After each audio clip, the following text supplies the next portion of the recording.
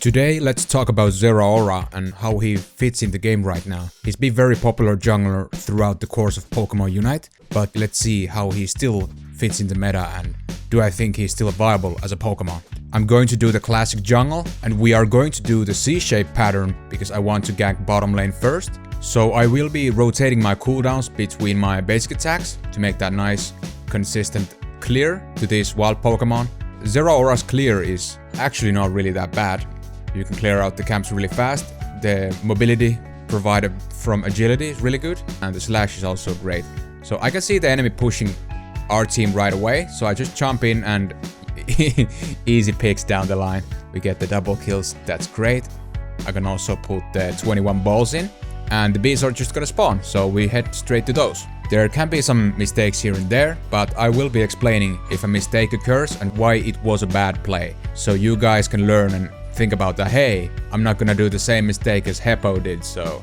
Okay, I can see the top lane pushing, so just gonna go it for the giggles and I'm just straight heading up. Getting the pick on Bulbasaur, almost gonna get the Ralts, but I tend to eject button and do the basic attack, so I'm gonna get the kill on that as well. Can we get the Sylveon? Yes, we can. Nice pressure on the top lane. And I tried to score here, but this goddamn eye palm is trying to interrupt my spiel. But I still get the points, and I'll get that extra 1 point as well, because I can get the full HP now. It doesn't matter how low amount of balls you will score, you will always heal the same amount of HP, which is really good to know. Even if you're scoring that one single point, it can make the difference. And also the fact that you're immune to shorter period of time. When you're scoring, you can dodge a lot of abilities if a fight is going around those goals. So for some reason the Charmeleon took my red buff, so I just want to get this Ludicolo done and I want to head straight to the bottom lane because of the Dreadnought is about to spawn around 20 seconds from now.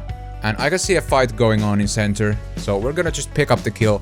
There are also a few instances in these fights that I'm trying to do the Zeraora pull trick, which I made a separate video about. You can pull enemies, make like an extra crowd control thing. It's a very specific tech you have to complete.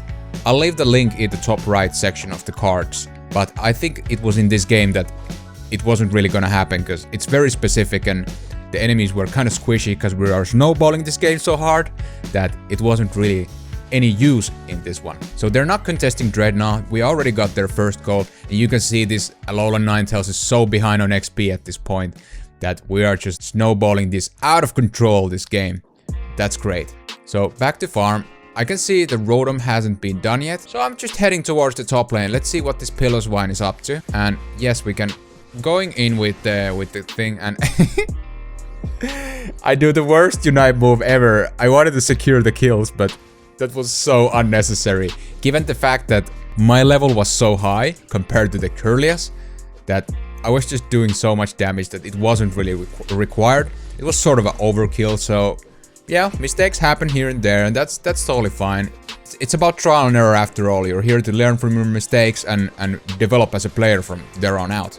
So we get the Rotom through. I wanted to score the 35 balls, but our teammates gets the points in, and that's totally cool. I'm kind of hitting low HP though, so I'm just going for the bees, getting that extra farm. I want to get for the next Unite move, so I can forget that stupid overkill I did on the top lane fight. But it's all great, we got the Rotom, we got the Dreadnought, we're really snowballing this out of control. And if you are ahead on these games, you want to ensure that you are keeping that pressure so the enemy won't be getting back on track. That's very important. You can do a couple mistakes and the enemy is already back on track. So keep that in mind if you're snowballing in a game. Just play it smart, don't feed them, and you should be good to go. Dreadnought is about to spawn in 10 seconds, so I'm grouping up to this bottom lane again. We got some teammates already here, so that's great. So here we go, Dready Dread. I can see Sylveon pushing the top lane. I mean, that's okay. She's gonna get some points in, but we are going to get a bigger value from this anyways. So we just pick up the Dreadnought. And I guess I'm going for the top lane now. I have my buddy Mamoswine over there. Yes. Gonna help with the Mr. Lindbergh over here. And I had a decent timing on the initiation part. Mamo was able to hold these two people up, so you can see they just melt immediately and I can just pick up the pieces here with my DPS and with the assistance of the Mamo's crowd control, so that's good. Rotom is also spawning, so what the heck, let's go for that. Let's make even more of that pressure so the enemy has tougher time. So Rotom is coming up, and yeah, the combination of Discharge and Volt Switch is something I really enjoy. The AoE damage provided from Discharge is just really good. And the playmaking you can do with Volt Switch and kite people off with it is just also really good. If you know how to do that pull trick tech, it's with these two abilities, so that even makes this combination in particular better. So we get the Rotom through, and I'm kind of going a bit far on this situation, but I know we're so ahead on points, so whatever. I just wanted to get that A9, but can we get this Sylveon? Look at that kite. She's really making it desperate for us. Can we get the Sylveon? Yes, we can get the Sylveon. That's all good and dandy. We just head up back, and I think I'm gonna go counter jungling this bad boy over here. Yeah, getting the Buffalo Bill as well as the Ludicolo, if I remember correct.